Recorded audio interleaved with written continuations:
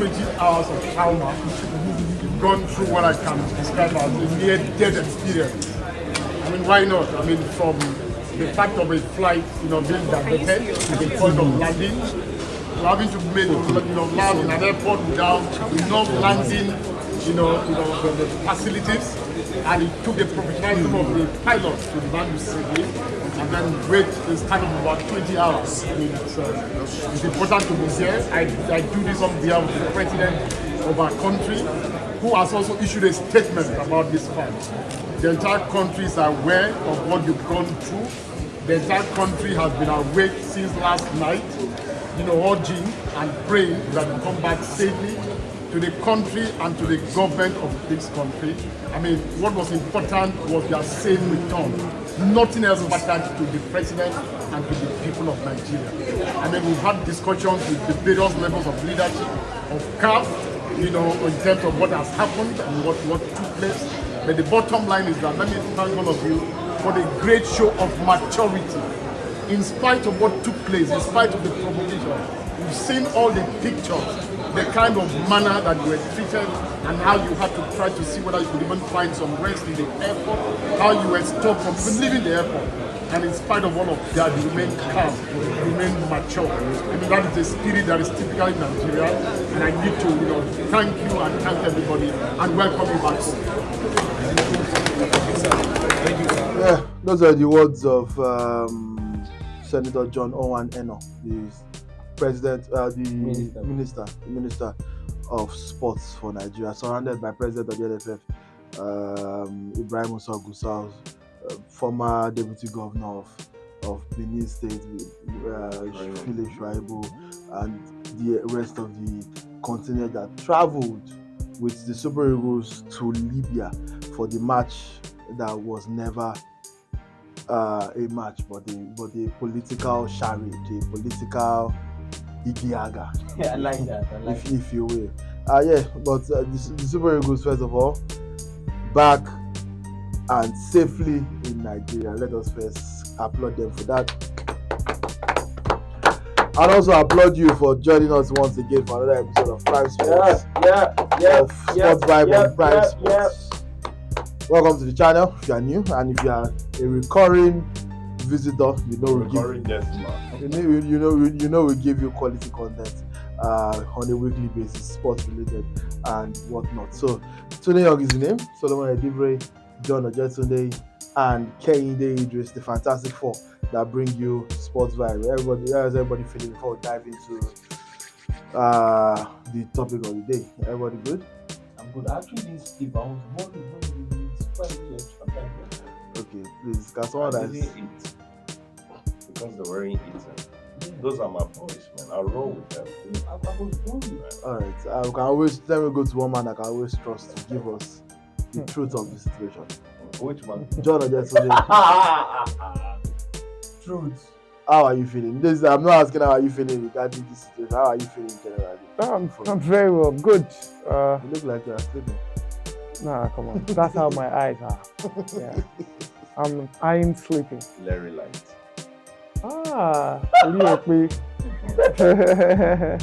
Anyway, John Ojetunde is here. So kind of looking like one of our other colleagues. The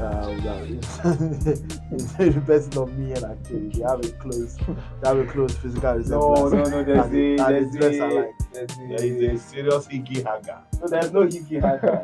and the dress alike. No, but Solomon Edibre, you can't see what I'm about to reference, but just know that even though Solomon Edibre dressed like he has on a nice meeting, like he's going to another one. Don't go on that. He also dressed like he wants to go and play ball after the one. His trouser has socks on it for whatever reason. I've never seen such a thing before in my life. I'm sure it's a fashion statement, bro. It is not. Yeah. That's how it is. Yeah. When someone has to make a fashion statement, it's something you've never seen. You remember when Ashake came up with that video with all those big boots? I thought he was joking, man. Everybody's wearing it now. Palazzo. Jiggy.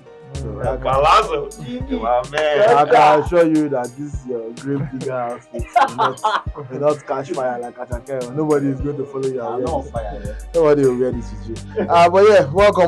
Clap it up, guys. Yes, Clap guys, it yes, up. guys, Clap it yes, up, clap it guys, up. yes, We've guys. we've seen another episode. Let's We're not held on stage. We're not taking captive. But let us. 20 hours. But let's talk about I was almost this, held off stage. What happened to you? So how many of them caught you? The likes of Wait. the likes of Tunde Young, Jonathan Tunde, Solomon and Dibre, including Babash, almost held me hostage. But I find a way to maneuver and wriggle my way out of situations. Right? So who held find you? it. Hostage that we were coming I to just rescue. called the names: Tunde Young, Solomon and Dibre, Jonathan Tunde, including Alhaji Babash. I know that you like us a lot because you spend a lot of time with us, but I did not think that you would change your women's names to our names. And if I don't understand, that's why I said, even if I hold him not, it's to prevent him for himself. None of us can hold you hostage.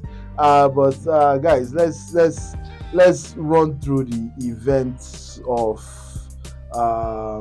Sunday/Monday of October. The Super Eagles were due to play against Libya. The return leg of the AFCON 2025 qualifiers on the 15th in Benghazi, right? Why the game is being scheduled for a war-torn Libya with two different governments is only God that knows.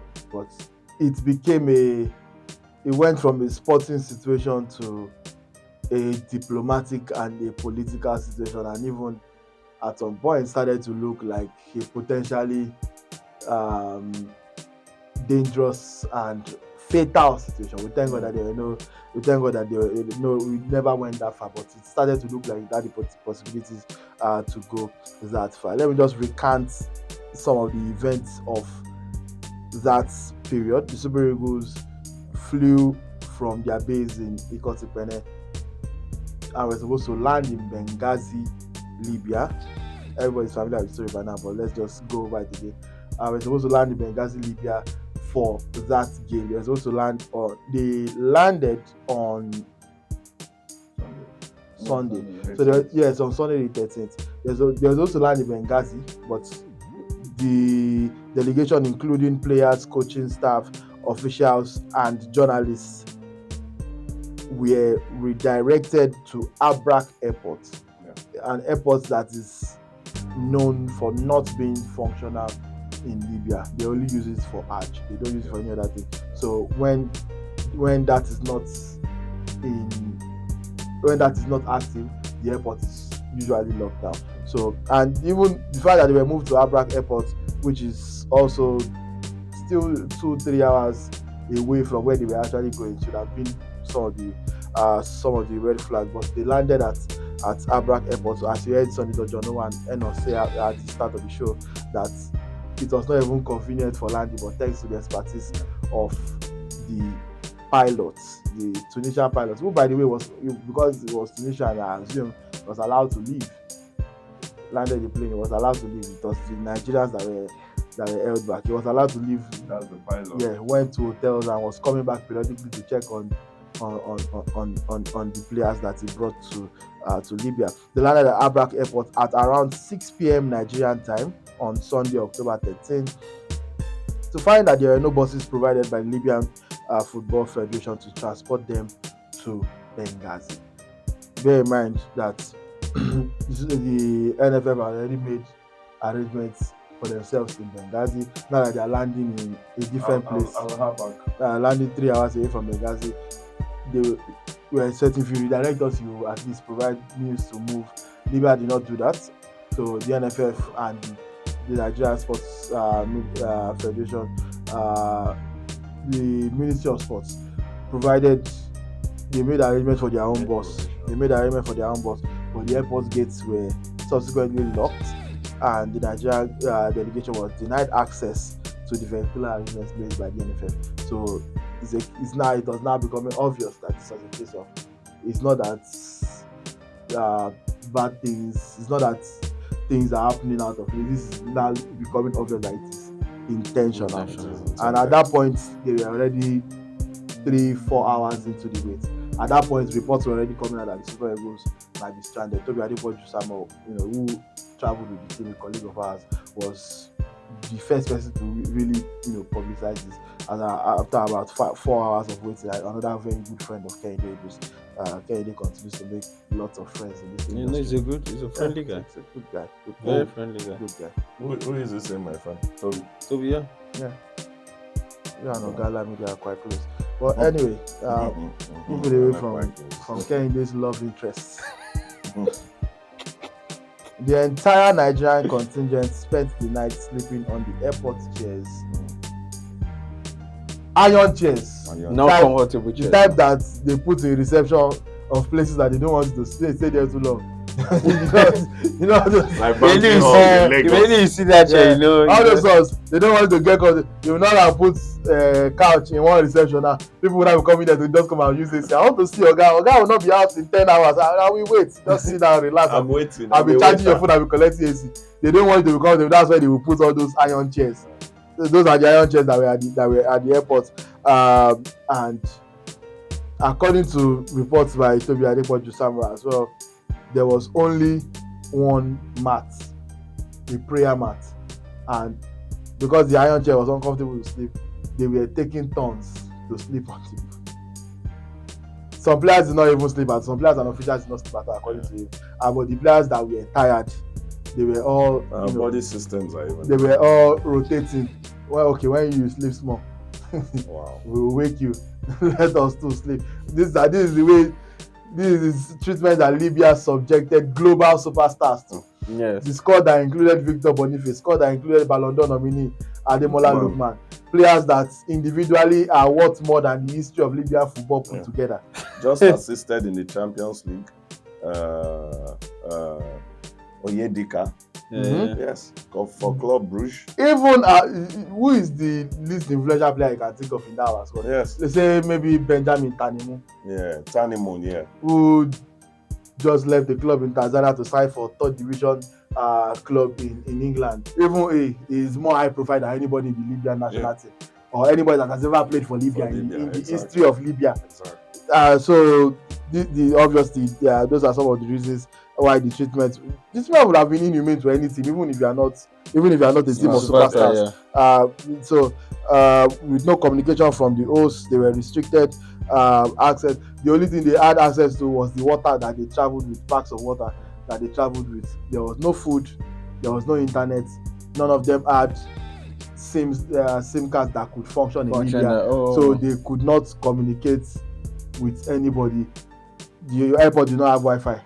The Wi-Fi they were using on the plane was no longer available because they were not on the plane. So it was a really bad situation to be in, especially for the and then in the morning we now started to, I don't know how they were able to get access to Wi-Fi by Monday morning. By this time, after waiting 13 to 14 hours, William Trustekong and Victor Boniface now started to post on their socials talking about what they've been to. They've been here for 13 hours. At that point, William Trustekong announced that the team had decided to boycott the match, forfeit or whatever language that you are more comfortable with. At that point, we said, okay, decided 13 hours in, 14 hours in, they decided that we are no longer even playing. Let us now go home. They did not still let them go. The jet that brought them from Nigeria, a value jet, did not have jet fuel to go back, and they refused to give them refuel for them. Yes, they couldn't get fuel. So the Libyans claim that there was no fuel handy because that is not a functional airport. But multiple reports of the players, including William Trustekong, say that the pilot that was coming back to periodically check on them was telling them that there's fuel and they just don't want to give it to them. So obviously, I choose to believe the pilot and our national team captain over some Libyan authorities. Eventually, the Libyan Football Federation put out a statement 17 hours into the debate. This was after they decided they were not playing the game, still trying to go. And they blamed it all on traffic control protocols, and citing that the Libyan team had similar experiences in the fixture in Uyo the previous week, which I'm sure we are all dying to get to. I will get to, but I don't. Let Solomon Edivre help me read this Libya statement out loud. Let it not be as if it's me that hates Libya. Okay, so here's a statement by the Libyan FA. It's actually a long one, but I will see if let me pick the first two. So, okay, they said that and it was on their Twitter, that's on X. We are deeply concerned about the recent reports surrounding the diversion of the Nigerian national team's flight ahead of the African Cup of Nations qualifiers in Libya. Then that's the first tweet they sent out. The second one, while we regret any inconvenience caused, it is essential to note that such incidents can occur due to routine air traffic control protocols, security checks, or logistic challenges that affect international air travel. Now, these are standard procedures at airports worldwide, and delays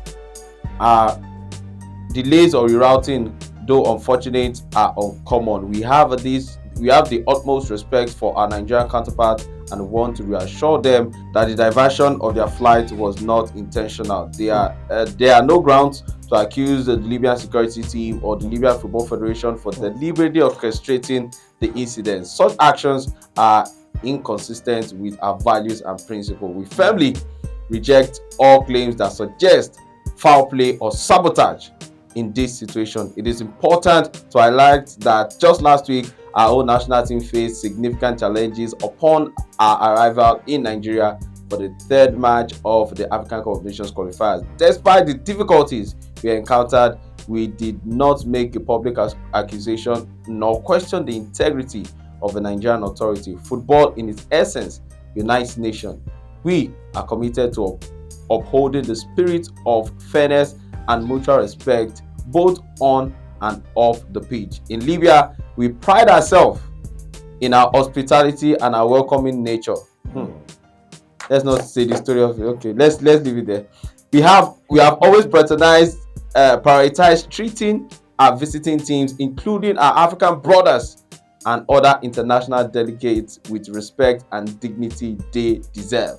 Hosting these events is a great honor for us, and we strive to ensure that all teams feel safe and respected as our guests. This commitment is to equality and hospitality, and is the core aspect of our culture and tradition. We hope that this misunderstanding can be resolved with understanding. I like that place. We hope this misunderstanding can be resolved with understanding and goodwill. Our doors are open to our Nigerian brothers and all African teams, and we will continue to promote the spirit of unity, sportsmanship, and friendship in the world of football. Yeah, the hilarious thing about this statement is that their doors were literally locked. In the video, it's not that we don't have eyes. In the video that was made by everybody that was locked, the door was you locked. could see the airport door locked and barricaded with people outside making sure that nobody comes out. And you say your doors were open. It was just people. But there's a way you the way you are even reading. Are you the spokesperson for Libyan football? No, it sounded very Libyan. That's why there's a reason I say you should do it. Yes. It's only a Libyan man that will look at a perfectly good native and say, help me to add socks to this thing. and it's not socks, it's swag. And let me also say, let's put your leg on the table. It's swag. So let me quickly say this. So before they put out this statement, a lot of tweets have been flying around by a lot of Libyan journalists. So what they did was they sold that narrative to the public or to everyone who cares to know that the treatment they got in Nigeria was very funny. It was not a fair treatment. That they delayed them. So we'll get there, and you'll take us through that their official statement before we get to that conversation as well. Because they put out multiple official statements. Even beyond, because throughout the week they have been doing Libyan propaganda, as you said, but they put out an official statement to pretty much blame it on on that incident, which you go through for us as we as we go on. So Nigeria Sports Minister Sports Senator John Owen Eno spoke and assured the public that the team will return to Nigeria safely, also revealing that he turned down CAF President Patrice Motsepe's request to still go ahead with the game. That is at the time when they had finally, gotten jet fuel, and they got jet fuel for 5 times the normal amount, according to reports. Yes. No, they've removed subsidy of jet fuel. Okay, In Libya, they just removed that. Libyan Libyan correspondent. Right. But yeah, so 20 hours after they originally arrived That's ridiculous. at Abrak Airport, the Nigerian delegation were finally allowed to leave. The barricade of the airport doors were finally lifted. They went, back to customs to sort out their documentation to be able to leave. And at the time when they were leaving, that was when CAF's official, first official statement on the situation dropped. By this time, the entire football world had been tagging, and by this time, Sky Sports had reported it. By that time, Pierre-Emerick Aubameyang, lots of other players, even non-African players, were repeatedly tweeting out. Clubs were tweeting. In fact, there were reports from Toby Simon. Yeah, that's why it's good to have the journalists in these situations. And that some clubs actually even sent private jets, but they can't send private jet to the Abrak Airport. So they sent private jet to Benghazi for their players. Because these are assets. Oh, really? Yeah, these are assets. Wow. I did not mention which club, but you already know which clubs. Yes. We had Atalanta by Leverkusen. And some of the English clubs. Those of you that are. No, what is Saudi club? The Saudi club. Who is playing in Saudi? Al-Kadud. Who is playing in Saudi? Our captain. Trusteko Al-Kulud. Yes. We don't know. We did not say our club. Yes. But yet there are some clubs. Media release, communique. The press, French, CAF. These are their words, their statement. The Confederation African de Football (CAF) has been in contact with the Libyan and Nigerian authorities after it had been informed that the Nigerian national football team, Super Eagles, and their technical team were stranded in disturbing conditions for several hours at an airport that they were allegedly instructed to land by the Libyan authorities.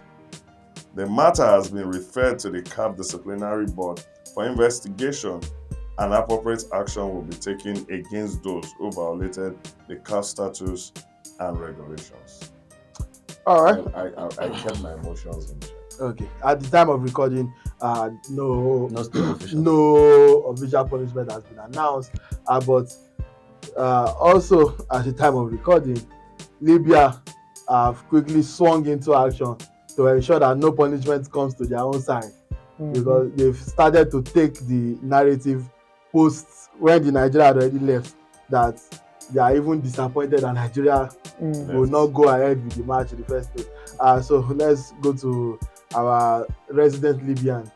My colleague, yes. My Libyan colleague. Jonathan, can you give us the statement of the Libyans? So this is a statement of the Libyan FA, and it says that during our recent trip to Nigeria for the third round of the Africa Cup of Nations qualification, our team faced challenging circumstances. Originally, we were scheduled to land at an airport near the city where the match was to take place. However, shortly before our arrival, the airport authorities instructed our pilot to divert to another airport approximately 350 kilometers away from the match location. Upon landing, the situation deteriorated further as we experienced unprofessional treatment by the security personnel at the airport. Our team was then forced to travel through dense forest and remote jungle roads in the middle of the night without any security escort. The hardships we encountered are evident in the footage we shared, which clearly demonstrates the unacceptable conditions we faced. We believe it is important to bring attention to these issues to ensure fair and safe conditions for all teams participating in international competition. All right, fantastic. Got it. Let's to immediate rebuttal to that their statement of the claims of what they face. Here is Demola Alajiri, who, by the way, gave this interview I'm about to play now with News Central. Shout out to News Central for allowing us to use this. He gave this interview before Nigeria even traveled for Benghazi. So his statement, in my opinion, has to carry some weight because he was not responding to what Libya is. It's Libya that responded. So let us listen to the NFF Communications Director Demola Alajiri on this situation that John Ejetunde just read as described by his fellow Libyans. First thing is when you are going to another person's yard, you must inform that person where you are going to arrive. The NFF informed the Libyan Football Federation where our aircraft was going to arrive. We got the right landing permit. Libya's delegation, the LFF, failed to communicate to the NFF on where their team was going to land until 2 hours to landing. Their team was 2 hours to landing in Port Harcourt, while we had made all arrangements to receive them in Uyo. They landed in Port Harcourt. We even moved mountains to get them the permits to get their charter company permits to fly from Port Harcourt to Uyo, but they refused to do that, knowing that would be additional expenses, for the team. So, there's an allegation that they could not fly directly to Uyo, that they had to land in Port Harcourt first before they could go to Uyo. Is that true? It is not true, because when they were going, we got them permits to fly directly from Uyo to Benghazi. So there is no truth to the fact that they cannot land in Uyo. The facility in Uyo, the Victor Atta International Airport, you cannot land there at night, but they were traveling during the day. They left Libya at 8 a.m. Which was 7 a.m. in Nigeria. So they could easily have landed in Uyo, but they refused. Despite that, we got them a travel permit to fly the aircraft from Port Harcourt to Uyo, but they, knowing that that would be additional expenses to them, they refused and said they were going to travel by road from Port Harcourt to Uyo. Okay. It was a daft decision and we cancelled against it, but they went ahead. They said no, they wanted to travel by road. So we hired buses for them. They rejected those buses. They hired their own buses, which I was told they broke down somewhere in the middle of the road somewhere. That is not on us. That is not on us. We gave them security from Port Harcourt to Uyo. And so how can you say that you cannot land there? You can only land in Port Harcourt. You can land in Uyo especially if you're not flying at night. So we got you landing permits to move from Port Harcourt to Uyo, but you refused to do that. You refused to use the vehicles that we got for you, and you were behaving like you know the country more than the Nigeria Football Federation. Okay. But we still got them security. Yeah. Okay. And they successfully moved from Port Harcourt to Uyo. But we ensured that when they were flying out, they traveled from Uyo straight to Benghazi. Okay. The same Benghazi that they said the Nigerian aircraft could not land. The same day, they were just 1 hour behind us on the way. They landed in Benghazi. Ghana delegation landed in Benghazi. The Sudanese delegation landed in Benghazi that same day. Yeah, so once again, that clip was courtesy of News Central. Shout out to our colleagues Babatunde Koiki, Olawale Adigun, and Tony Bitoye, who were the ones interviewing Demola Alajiri before the first leg in Nigeria. So that was on Thursday, because the first leg was on Friday. The second leg was due for Tuesday, which never happened. So according to him, the itinerary was to travel on Sunday morning. Which they did. They landed Sunday evening. Yes, never to play the game. And did not leave the airport till Monday evening to return to Nigeria, where they got here Monday night. just one more statement, and then we start going into opinions. It's important. What the Libyans are trying to do here is to muddy the waters, in my opinion. I think it's more of damage control. This one is not damage. This one is not damage any control. Muddy the waters, and they are just trying to shift to a particular narrative, yeah, and they stuck to it, and they are consistent with it. They put out an official statement. The one you read before was a statement on how the situation. This one is the official statement that was put out on Monday night after Nigeria had gotten after the Super Eagles had gotten back to Nigeria, and translated to English. Hopefully you can trust this translation. It says the Libyan Football Federation confirms the measures taken by the Nigerian Football Federation to refuse to play the Libya-Nigeria match, which was scheduled for Tuesday, October 15, as part of the Africa Cup of Nations qualifiers. The Libyan Federation asserts that it will take all legal measures to protect the interests of the Libyan national football team. The Libyan Football Federation attaches some inhumane footage that did not prevent the Libyan delegation from playing the Nigeria-Libya match on Friday in Nigerian territory, motivated by cooperation with the African Football Confederation, that's CAF. The Libyan Football Federation explains that its Nigerian counterpart did not cooperate with it in any way, whether regarding the first or return match, knowing that the events beyond our control do not equal a small part of what the Libyan national team was exposed to in the first match. Wow. The Libyan Football Federation apologizes to the Libyan football fans everywhere and the parties concerned with the match arrangement for the confusion caused by the Nigerian Football Federation, which led to the match not being held on time. So there's no apology or acknowledgement that anything was done to Nigeria.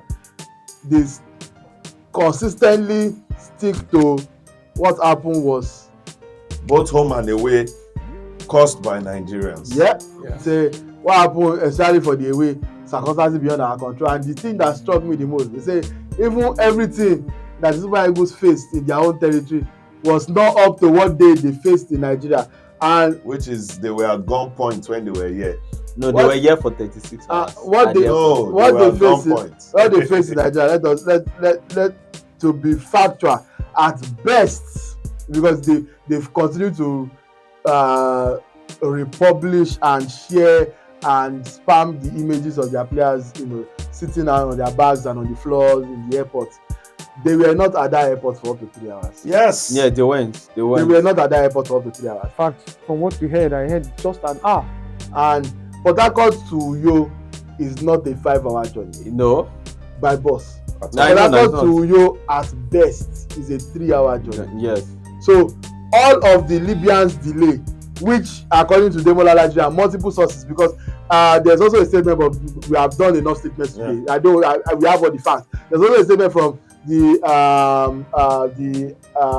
Akwa Ibom State's the state football state FA. Thank you very much. The president of the state FA, confirming the fact that that's Paul Bassett. Yeah, confirming the fact that not Paul Bassett. I can't remember the gentleman. Yes. But confirming the fact, most of the story of what Demola Olajire said, and the fact that Nigeria don't even have a history of doing this at all. We don't. That you can, even though yes, my mantra is always don't trust the NFF or the Nigerian government. In this particular issue, you can trust them. You can trust them because there is no. You can even treat our own. That's what I was saying. It is even if it is better than our own. That was the point I was making. That you think if it's a Nigerian team that first of all landed in Port Harcourt when they were supposed to land in Uyo, do you think that NFF will offer them plane? They will not abandon the name. They will trek. Keke. They say it's you people that landed in wrong place. So I made an arrangement. You better find your way to Uyo.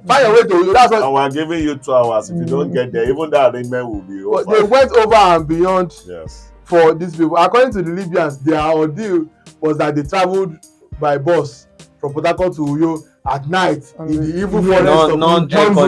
All the forest of jungle is between Port Harcourt and Uyo. It is a even though there was evil forests. Yeah, that's cut. They made provision for flight.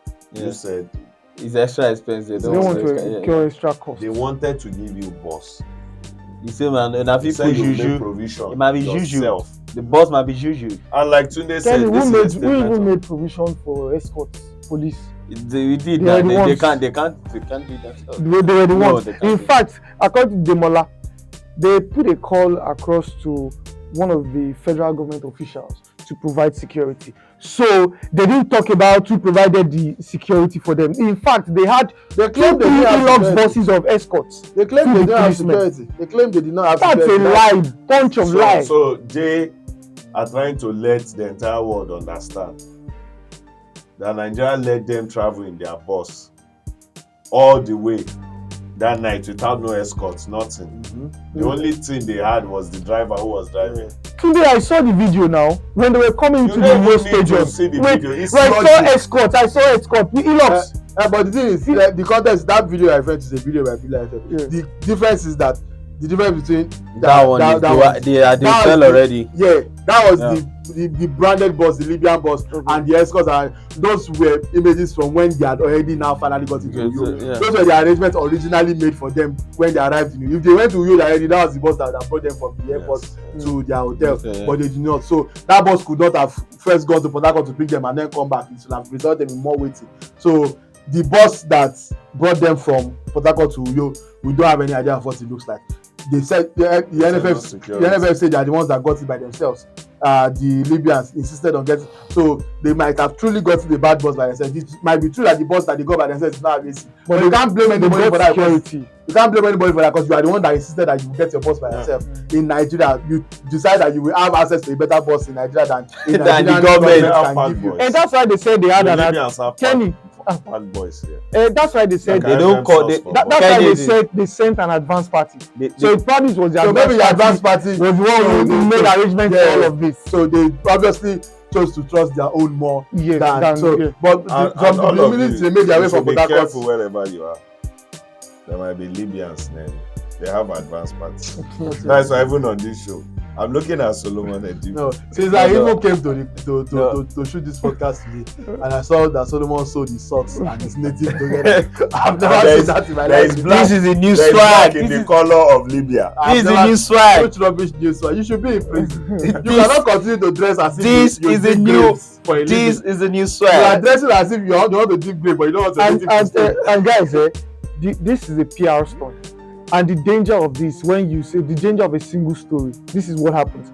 By the time they are consistent about putting out No, this same this statement, statement, yeah. some quarters might just want to reason along with them. We saw a lot of No, Nigerian some people journalists- are really- in people fact, are reasoning Nigerian along- journalists. Nigerians There are some Nigerian journalists that supported are Libya the whole support, day. yes, they've been supporting Libya on the saying that In Libya Libya- doesn't treat them well. In Libya, even before any of this was public or mainstream, it was already well believed in Yes, in Libya, yes. that this is how they treated our boys, and we must do our own back. There were posts from Libyan football accounts, not official accounts from Libya. I'm not saying this as the government or whatever, but Libyan fans. There were posts from Libyan fans before Nigeria even came for itself, before the first leg even happened, that this is how you are doing.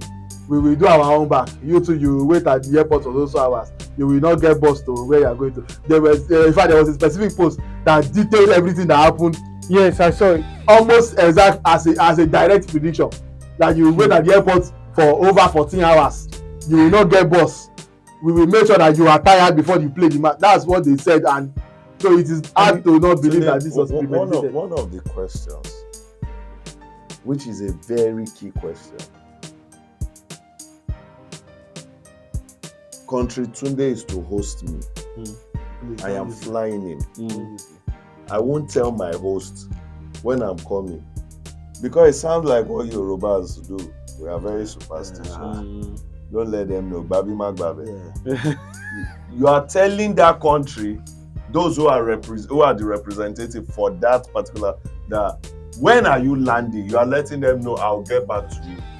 Only for them to hear like some hours to you landing that we don't dey road though. You don't know whether the clergyman has told them that don't tell anybody your travel plans. And in fact, this is the first time that Libya have been coming to this nation to play football. Because I don't even understand what this But I think the other part is where I actually agree with him.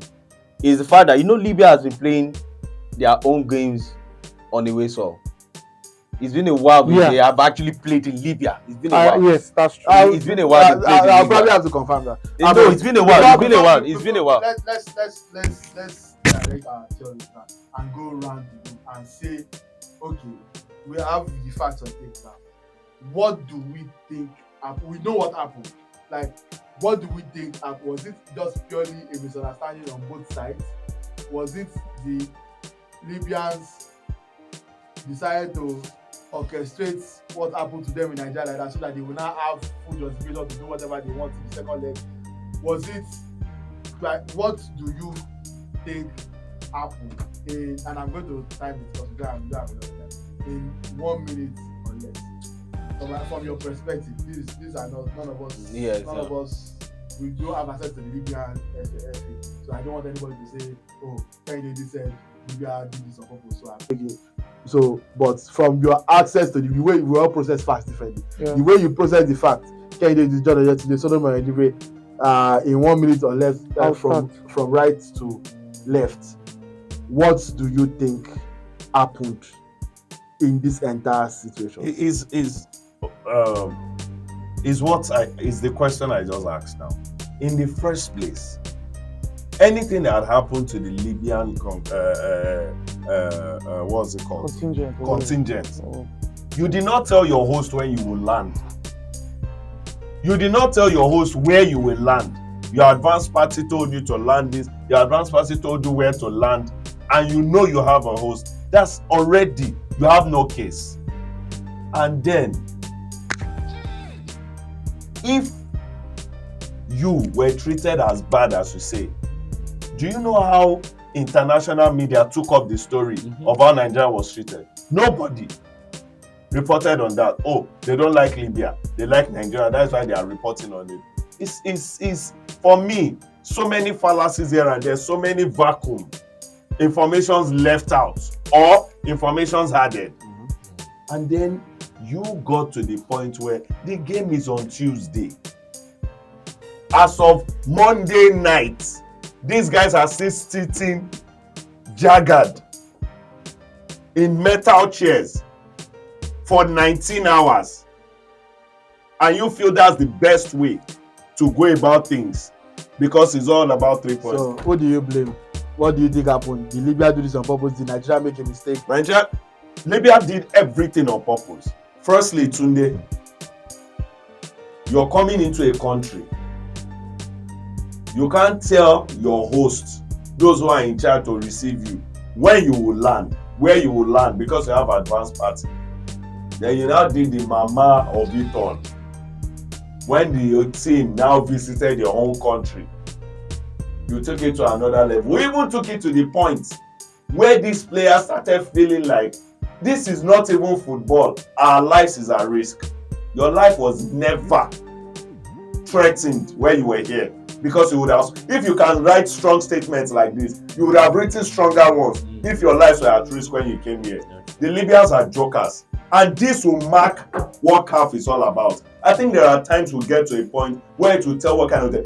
CAF is a shitty federation. And if this goes without the proper attention, then probably Idris Kende, I, for one, will wash my hands off there because I've never really had huge respect for CAF. First, I'll put the blame on the Libyan, FA or the Libyan Federation, as it is. Libya, as we know, is a country that have been even with war, conflict over the years. Is it that same country that CAF is allowed to, play, host, a lot of countries who they are up against? It doesn't make any sense. Like I said, this is premeditated and orchestrated by the Libyan FA. As far as I'm concerned, if your house is not in order, why do you now allow a country like Libya to host, to host home games? Initially, Solomon mentioned something because I'm aware that they were playing some of their away games in some of their home games. Sorry, in some of the North African, like in Morocco, they play in I think Egypt too. One of those. So I don't know why CAF, actually gave them that authority to actually come back to Libya and start playing their home games. See, this is not the first time they are doing this. They did it to some of our clubs. They did it to Enyimba, leave it to Rivers United. I remember the one that happened to Rivers United. Rivers United was supposed to play. It has been officially announced that Rivers United will play at a particular stadium or a particular home turf. Few hours into the game, they didn't even inform their guests before the game. They didn't even inform their guests that the game has been moved away from that stadium. That game will not be played again in that stadium. They moved it to another stadium only for Rivers United to get to the initial venue. Yeah. And they discovered that the game has been moved. Then Enyimba, the same thing. Enyimba changed. Enyimba was supposed to play a game in Libya, a CAF Champions League game. Do you know what these guys did? Enyimba they were supposed to train. In the process of training, the floodlights were switched off. The further investigation revealed that it was not a technical issue, it was deliberate. In fact, some of the officials of Enyimba confirmed that it was a deliberate act by the clubs. What happened to them after that? Nothing. See, CAF has never punished them. They've done this and they've gotten away with it on several occasions. CAF, for me, is the major problem in all of this. Because if you discipline them, they're not going to do it. There's no deterrence. When there's no discipline and they feel that we can always act and get away with it. I agree with the fact that the Libyans were deliberate in doing all this, but they eventually, I think it was handed to someone who was overzealous about the stuff. Yes, obviously they had the mind, and the truth is maybe we didn't get wind of the news. It wasn't loud here. How they were treated was louder in Libya. So okay. they got wind of that. It was louder in Libya than in Nigeria. So giving us kind of an uncomfortable treatment was a plan when Nigeria arrived, but I think eventually it went overboard. That's how I just feel. I think eventually it just went overboard and it went out of hand. And but Solomon, this is a real social media. So what they are putting out there in Libya, we cannot get to see or hear it yet. No, you're not getting what I'm saying. I'm saying if I'm Nigerian and I'm putting out something on my X, which is English, the person tweeting with French might not. Also, the only reason the Nigerian even went viral is because of the personalities involved so it's different for Libya. It will be known in Libyan spaces, but it did not cross over. But I think eventually it went overboard. And I quite agree, and this is where I'm ending, in the sense that, and this is where I actually stand. CAF can put an end to this, or CAF can enable this to keep happening. It all lies in at this point in time. So I won't discuss anything about Libya. I'll talk about CAF. It is in your court. You can put an end to this, or you can enable it, and it's based on the decision they make at the end of the day. So my own views on this are aligned with what all three of you have said, in the sense that putting this on CAF. I'm choosing not to blame them yet. I'm giving them a chance to react. But at the end of the day, one life is not more important than another. The fact is that Libya have done this time and time again. Not just to Nigerian teams. You mentioned Rivers United and Enyimba. Those are well documented. Victor Osimhen, in the press of lending support to his teammates, mentioned that this happened to his team when he was in the under-17s. They had the same experience in Libya.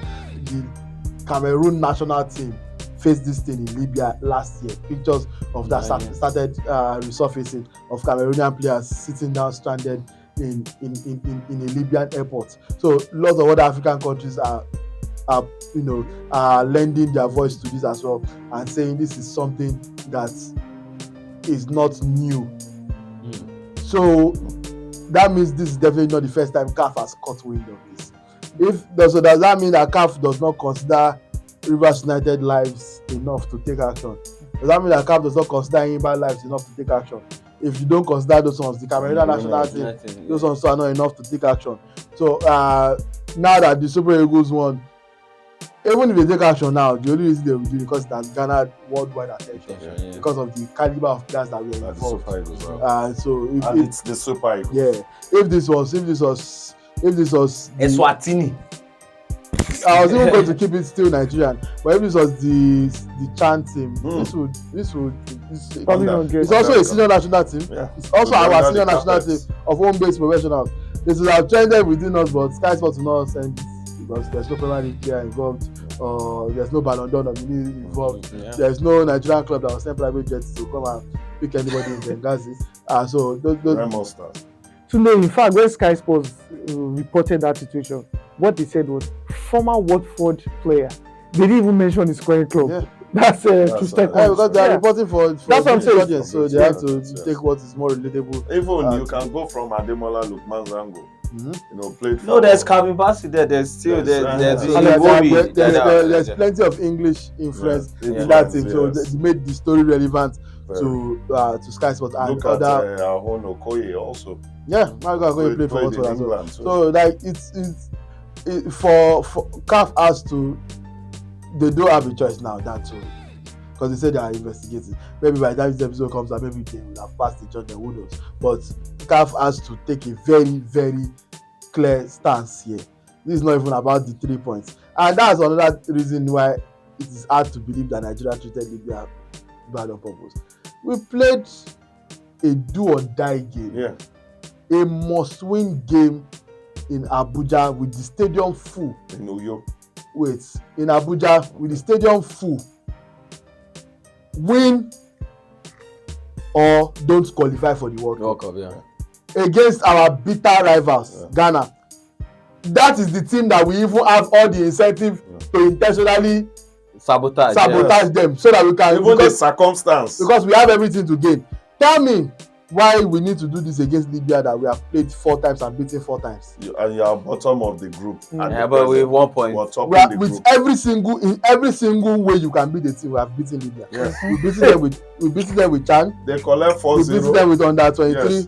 Beaten them with under 17. There's no way, shape or form that I have not beaten Libya. If they decide that they should play politician out of politician, if they don't carry weapon, we will still win. Even journalists versus journalists. No, I will follow you play Libya. You won't play now. Play Libya. You can't carry this kind of stomach. Your stomach recognize gun, Abi. Let me also reiterate your statement. I think I should have mentioned that when I was talking.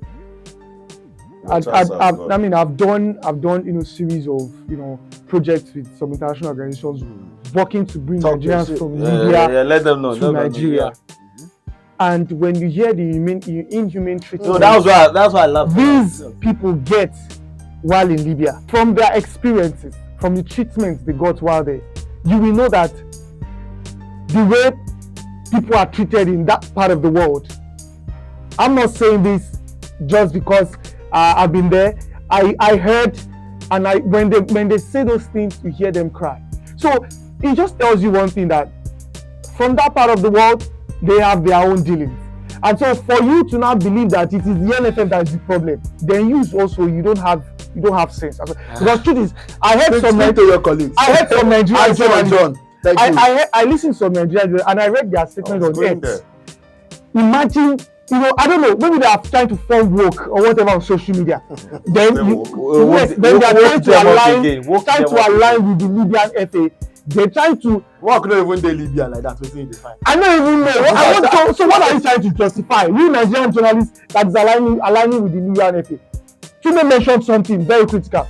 You know that the NFF, they have their issues, but when it comes to hospitality, on this one, I, Ojetunde John, stand with the NFF. Yes. May God bless our NFF. We love you. Please, before it starts the political rally, there's one thing that we have not addressed yet, which is that some people keep bringing up an incident with South Africa. The last time we hosted South Africa in Uyo as justification for the fact that Nigeria has done this before. First of all, even though these two situations seem similar, they are not. What happened with the South Africa thing, they also had a delay before they could get to Uyo. Similar in the sense that they also landed in Port Harcourt. Different in the sense that they took Nigeria's help. We landed in Port Harcourt, we are going to Uyo. The NFF got them a fantastic hotel in Port Harcourt first. Monarchy first. Relax. That's how you cannot find any picture of South Africa players, even though yes, there are few that have been going around, but they were not at the airport for long at all. They were moved from the airport to a top quality hotel in Port Harcourt first. They stayed there the night, then the following day they made the short trip to Uyo as And they had their training. So and they trained actually. They arrived 3 days before the match. So that's why you don't hear much about it, because it was not anything. So the people that you are talking about, they've been citing that one as this thing. We did this to Libya. We did this to South Africa. My question is, I will use this phrase: trying to appear holier than thou. To who? Nigerians do it every day. This is not the first time. When an issue happens, you'll find Nigerians coming out to castigate their own. They don't have facts. They don't have figure. They have nothing. The only thing they have is the fact that I won't join the bandwagon to say it's the visitors that are wrong or the other country. Nigerians will have this history. If you must speak with facts. If you must talk, especially, you see those Nigerians who are fans of all of us that are saying it. I don't even have a problem with those ones. You're professionals. One of the things that were taught in journalism school is the fact that before anything gushes out of your mouth, it must be statement of fact, because you are an authority. People wait to listen to Solomon Edivri because they feel he's an authority. People want to hear John Edetunde because they feel, take it to the bank. He is saying what he knows that is a fact. You guys will come out and Wait. People want to beat Tunde Young because they feel he has too much authority. All of you. I'm speaking now. We don't want to hear from Kehinde Idris Because he has the. It's painful. It's painful how fellow Nigerians, I don't know, do they pay them for this? See, that's the part that is annoying me. If to what you are saying, yes, there are Nigerians that by default, they are always on the side of the other people. Yes. To an extent, I understand it, because we are the institutions, the authorities here have continued to show us why we should not trust them in the first place. But it's always a case of, like you said, fact. Looking at every situation case by case. It's not just I want to do against Nigeria. Yes. In this particular case, is Nigeria at fault? No. If you look at it with clear eye, look at the fact, your brain will tell you no. You land in the country, you not tell your host when you go land, where you go land. Even if you don't want to even stick with your beliefs and say I will be anti-Nigerian, I want to pander to the other country, at least let it be a good country. That's my own. If it was UK or US now, I'll say you align. Refugee for those places now. So it's better for you. Okay, let me now ask our colleagues who have supported Libya. Don't call me. I'm not calling because your mouth. I'm not calling anybody's name. But I want to ask you now.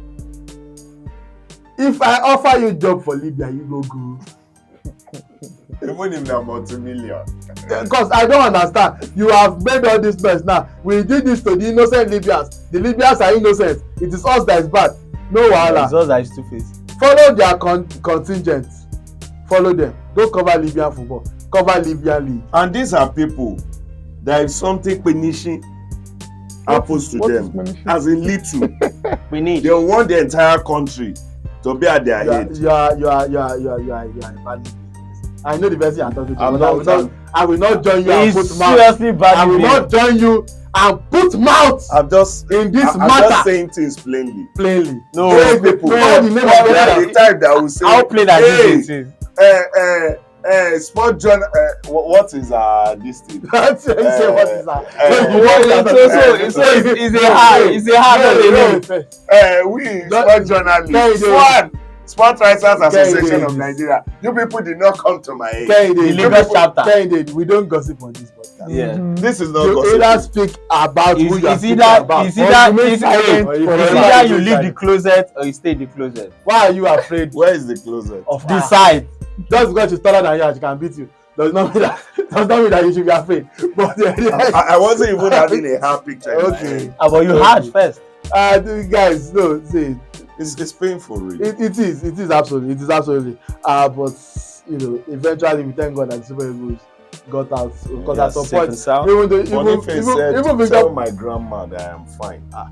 Even Victor Boniface that is always catching crews. At some point, he started to think seriously that this thing is starting to become serious. Like, because at that point, it was not okay. We know they play again. Let us come back. They don't actually let us come back. They are not worried like. You know what was on my mind? for a country that has two governments. That is my So problem. I'm starting Maybe to they're on think- the wrong side. Exactly. Maybe it's the other part time to orchestrate whatever is going They on. say we'll use these okay, super so eagles we show- to tarnish this government. And they Baba said, okay, Tinubu will leave. what if we decide to even hold this one hostage for 4 days and nobody is coming to rescue them? And then the Nigerian government is talking to the other one, and the other one say, No be also. No, so at that point, it has become an international problem. And you can imagine Super Eagles team traveling with a lot of valuables. A lot of you could imagine a lot of Those valuables. boys, their life. They are the ones that are the valuable. They are the valuable. Yes, now. There's nothing. And then they are the actors. There's nothing that Victor Boniface has in life right now that is more valuable than himself. Yeah, true. Him, 23 years old, approaching, just entering the prime of his career, Yes. play for one of the best clubs in the world. The amount of money that he will make, he has not even seen it. Yes. Adebayo Lookman just made Ballon d'Or. Yes, he's looking at CAF award in front like this. The other day we were doing our projections. Some people say Ademola will make top 10. Some say top 20. That is, there are still bigger picture in front of this man. So like they themselves are the asset. Granted, it's not. God even save them. It's not of them that That asset. Victor Osimhen is not there. Would have done Instagram live. But again, where you go there, you go humble first. It's easy to do Instagram live from Napoli. From the comfortable Obviously. Well, first of all, you don't get internet. Secondly, you don't know where you are. As John said, even Osai Samuel that was fighting Chinese. As John said, on the scale, you don't know where you are. You don't know if this is the good part or the bad part of the country. Before you go do one live now, they will come to play your life. They come meet you. Say, now your life they want. So, so when are you with this?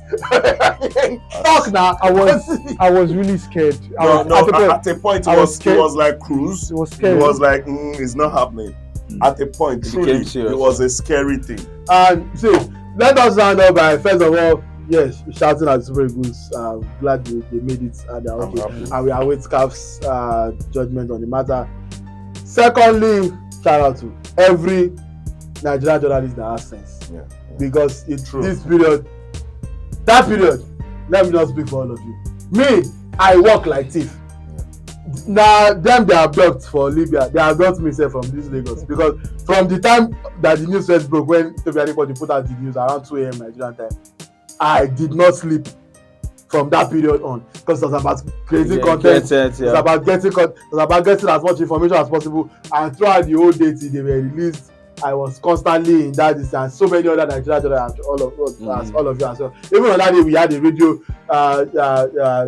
show to get to as well. So for all of us that also had to make sure that everybody that lent their voice to this situation to amplify it and make it a world news, because if it was just Toby Samuel that was and nobody jumped on the tweet or it's like just one of so everybody contributed, everybody put mouth, even the people that were putting mouth in the negative way, they still put mouth and to make it popular and amplify the situation. So absolutely shout out to everybody.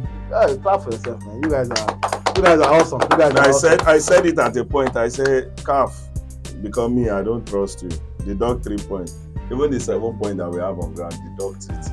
My happiness is the fact that every of the contingent that went to Libya are back home. That's my prize. As we wrap up, very, very quickly. Last questions. There's no trivia today. Thank you. Thank God for your stars. If I do trivia today, I'll say name 5 Libyan players. No, don't. First one will be Ali Benghazi. No, the first one will be Mohamed Gaddafi. Late Mohamed Gaddafi. So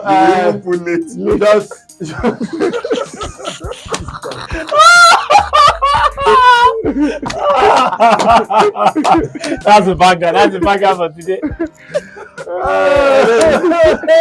Don't worry, they were held those things. I was spirit level of play. Oh my God. I saw serious on this show. I apologize.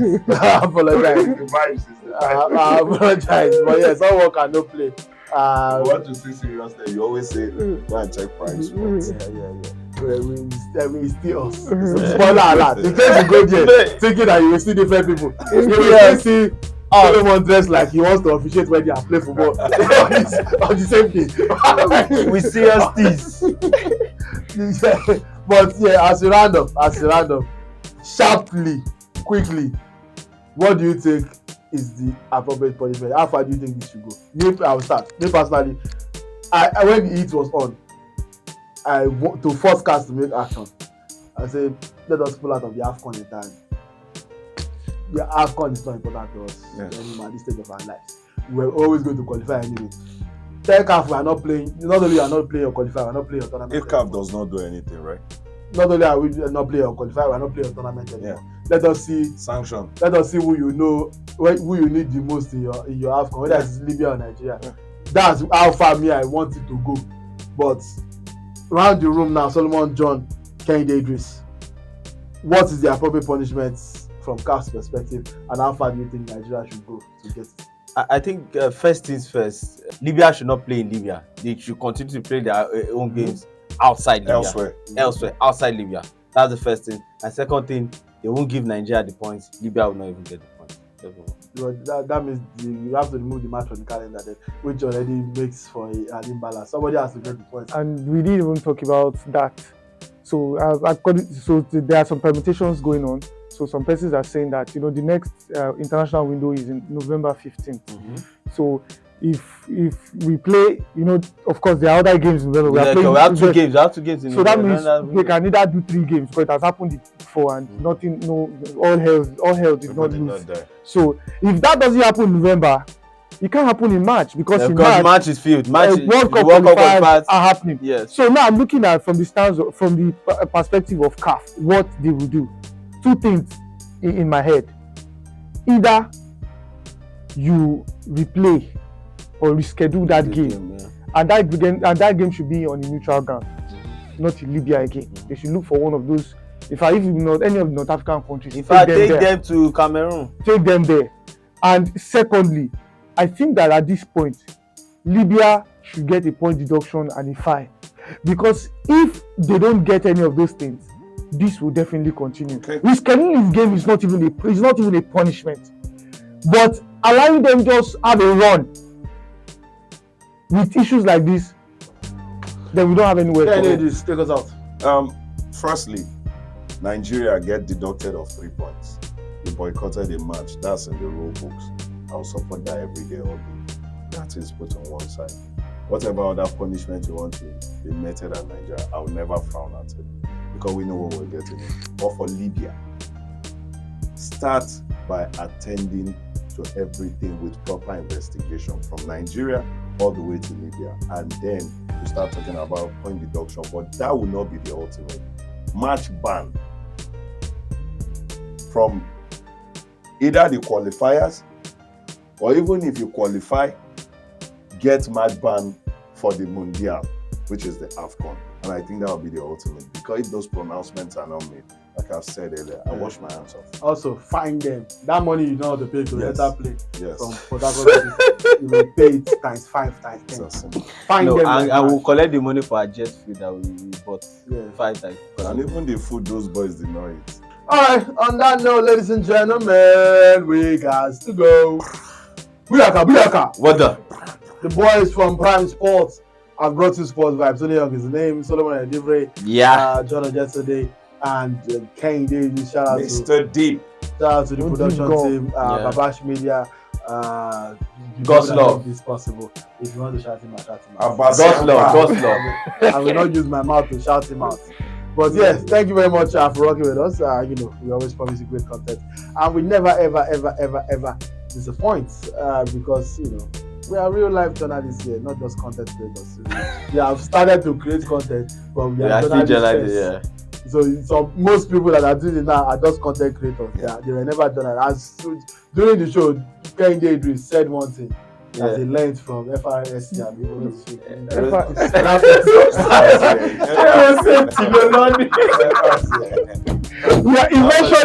last show that when I went to FRSC. You had a yellow and red uniform. They don't give FRSC gun. In fact, he met a wonderful lady. Which a wonderful lady? He met several. No, one that you all know. No, please. The way these people talk about that is the lady. talk about You are the real estate agent. I'm the one who Leave us owns out the of life. it. Shout out, You want to share in my life. shout out to Rema. Honestly, I don't know. Is it the artist? Personally? Is it the artist? Rema, oh come on, Remalistic Rema. Baby, calm down. No, not that Rema. If I tell you, say I love you.